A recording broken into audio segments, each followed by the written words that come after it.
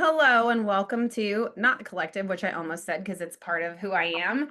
Your free class, your brunch and learn, which is kind of past brunch time, but we'll take it. Here at Study Notes ABA. So today we're just giving you like a little nugget of information to help you be successful along the way.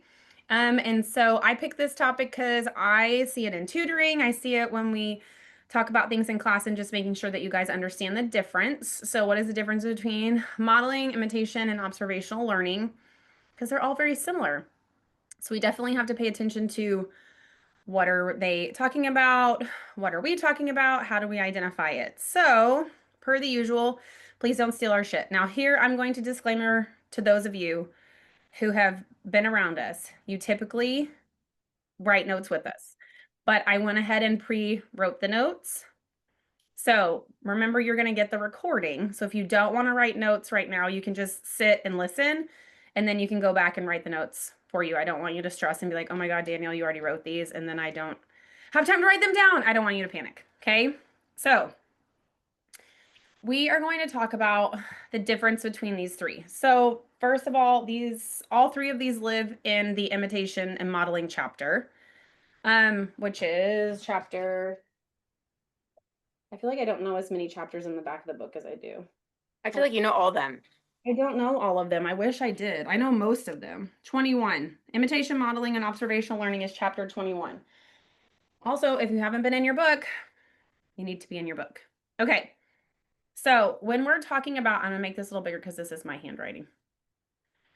So I think what I see the most is when people struggle to pick out the difference between imitation and modeling. So what I wanted to do here is say, what is the definition? What do we need to look for? And here is an example and how I would pay attention and pick it out in a question.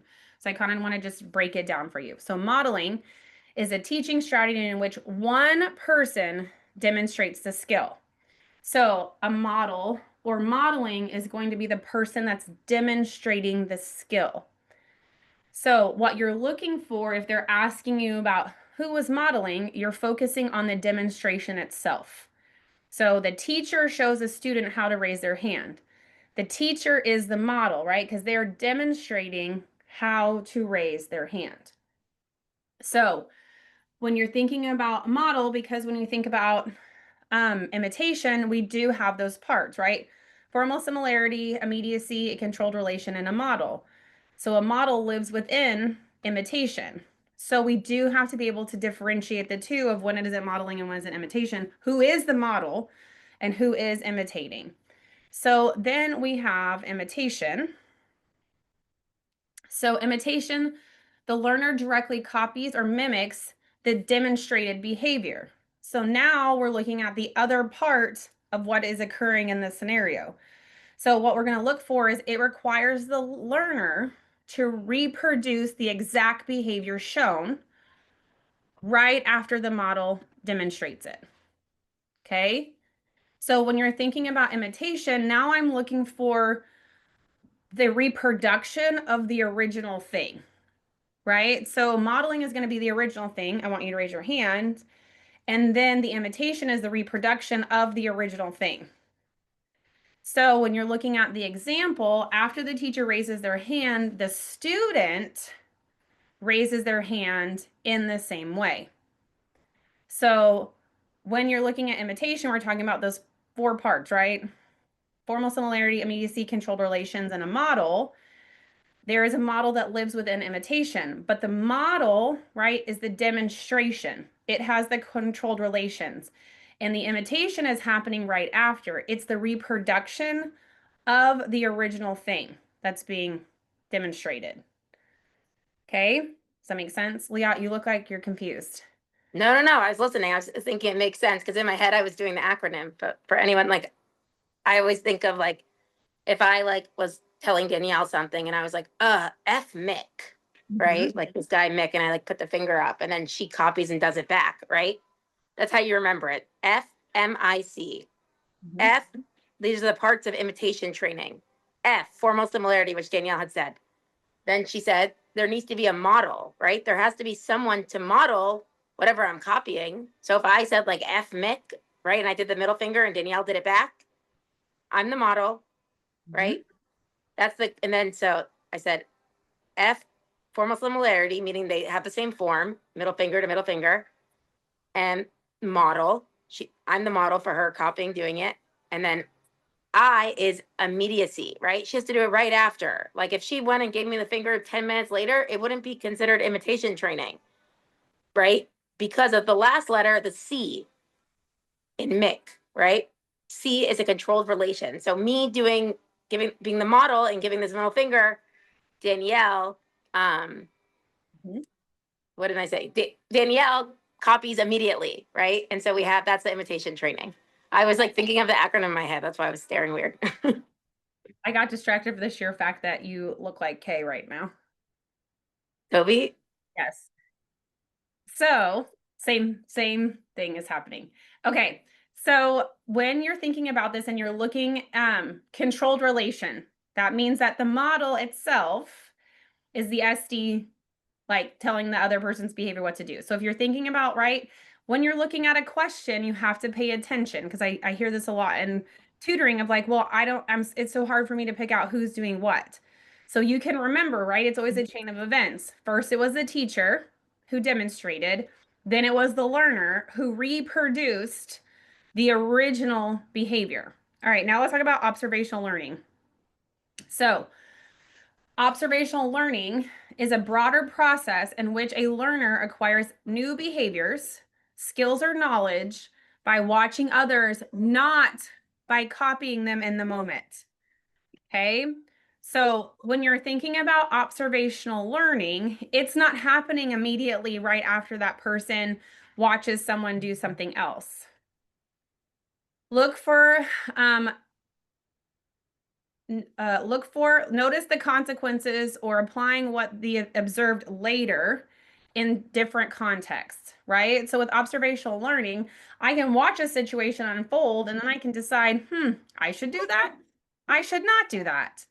So with this one, the student watches the classmate get praised for raising their hand before speaking, and later they start raising their hand too.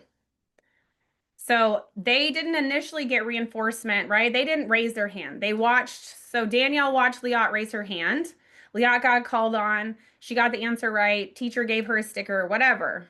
Okay. The next day, I decide, you know what? I want to raise my hand because I want a sticker and I want to feel good.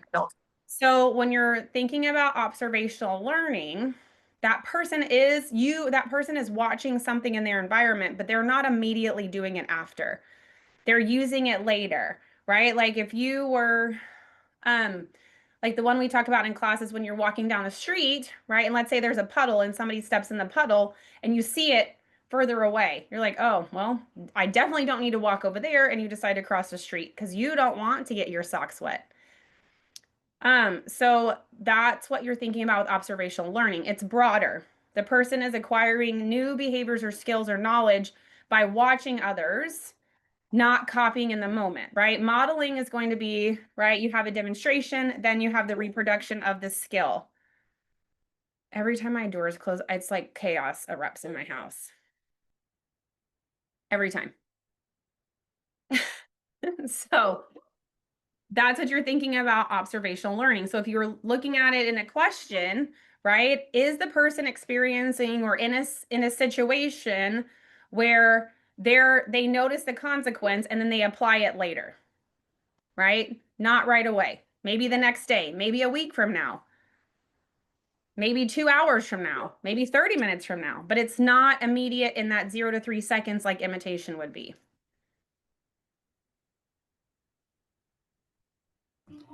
Did you say 3 to 5 seconds or 3 to 6 seconds? Sorry. Well, you're just thinking about imitation is going to happen immediately after, right? Okay. So you're thinking in that really short window of time.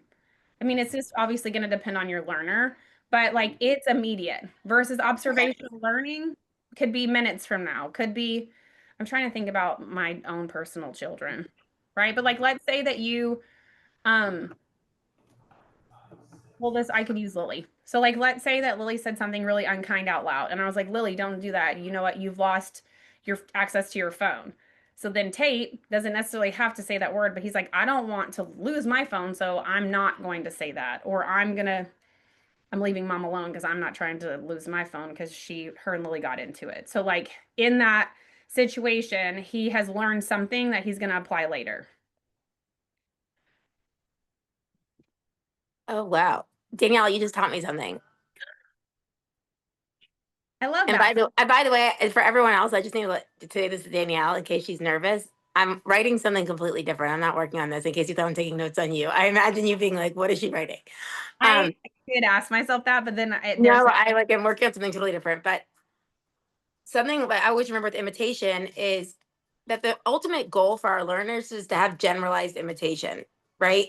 So that if you're able to imitate, like, hey, touch my nose, do this, blah, blah, blah, blah, blah, that means that later on you could utilize those skills either to copy what someone's doing in the moment, right? So like whenever I get off the plane, I remember being young and asking my parents, like, how the hell do you know which way I was like shocked how they knew how to get to baggage claim. I was like out of this whole airport, right? And like in that moment, we could do a lot of imitation. We could like follow other people doing it. But what I'm understanding from Danielle now with observational learning is the first time you're doing it, it's imitation, right? Like when you're watching someone do it. Is that right? And then in future, when I do it, I saw someone else like get their luggage by going a specific way or whatever they did. So now I do it. right. Is that right? Yes, because even each airport's going to be different, right? So ideally, you imitated the initial skills of like, I need to look at the signs, I need to follow the flow of traffic, I need to do X, Y, and Z. But then the next time you go, now, right, okay, well, if I use these same skills, I can make it to where I need to go. Yes, observational learning. Because it's not always going to be the same. Amazing. Amazing. Okay. Now we have 2 questions that we're going to go through. So do I read it? Do I let them read it? How do you want to do this? I say you read it for the video's sake if anyone's watching it. All right, video's sake, here we go. In a 2nd grade classroom, a behavior analyst is supporting a teacher during morning routines. The class often becomes noisy and chaotic when transitioning from their desk to the carpet for story time. Without saying anything, the analyst quietly stands up, pushes in their chair, walks to the carpet, sits down with their hands in the lap, and looks at the teacher. The analyst does not provide instruction or prompts, and no reinforcement is given to the students at this time. Several students watch the analyst, but no one immediately copying occurs. 2 days later, during the same routine, one student independently pushes in their chair, walks to the carpet, and sits down quietly in the same manner the analyst had previously demonstrated. The teacher noticed the improvement, but did not deliver any reinforcement for it. Which teaching strategy best describes the behavior analyst's initial approach? A, imitation, B, modeling, C, observational learning, D, shaping.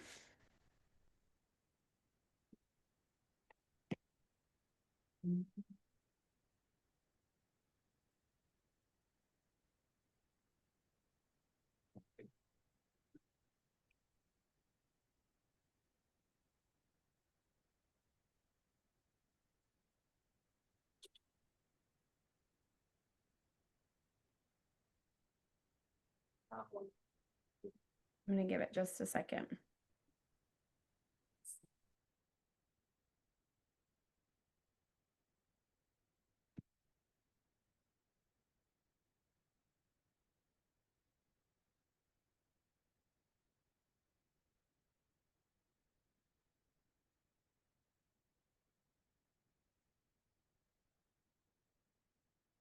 Okay, so I'm going to switch it.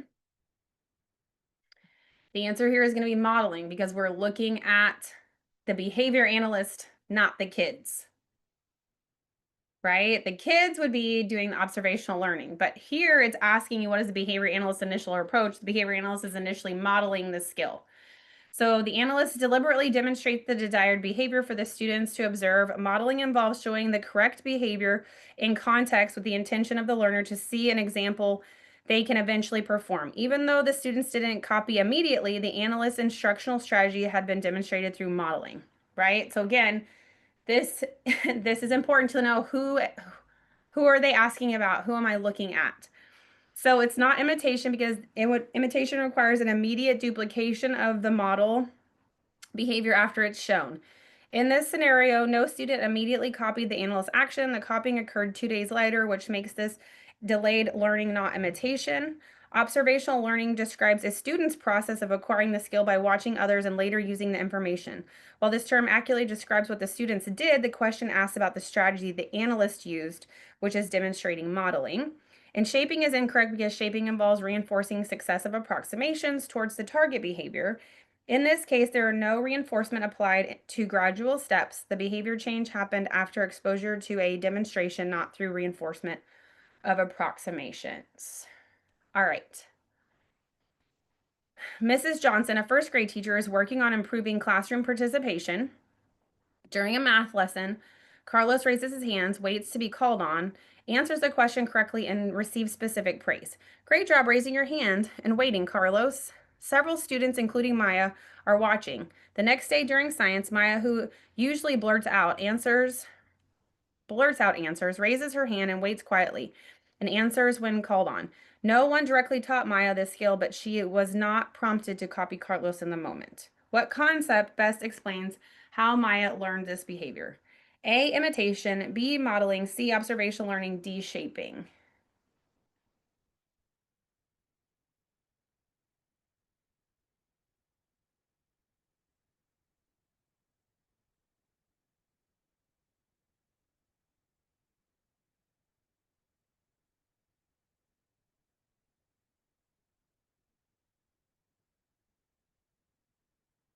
Nice job.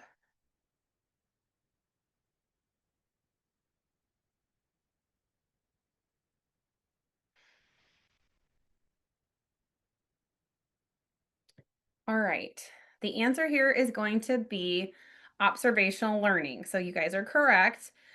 Maya learned by watching Carlos's behavior and its consequence, teacher praise, when later applying it to herself. This is a classic observational learning acquired by new behaviors by observing others and the outcome of their actions.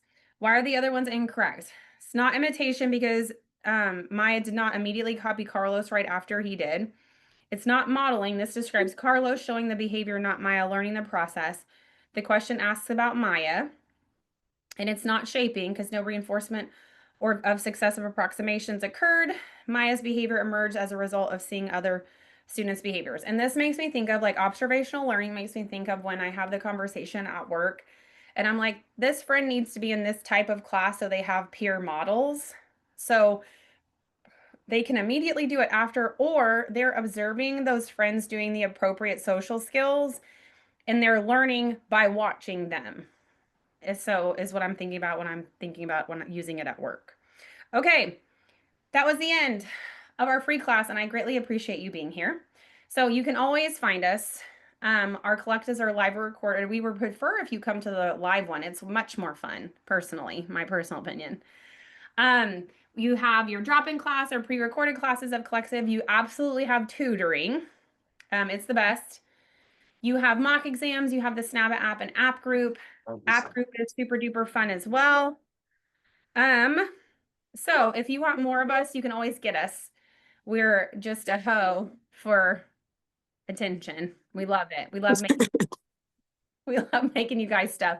We love being here for you and having new ideas. So you can catch us at studynotesaba.com, contact at studynotesaba.com, Instagram at studynotesaba.com, and Absolutely Behavior Bitches podcast, which is I'm not cool enough to be on apparently. So we love you. We mean it. Come back for some more. Hey, you could say, I want to come on.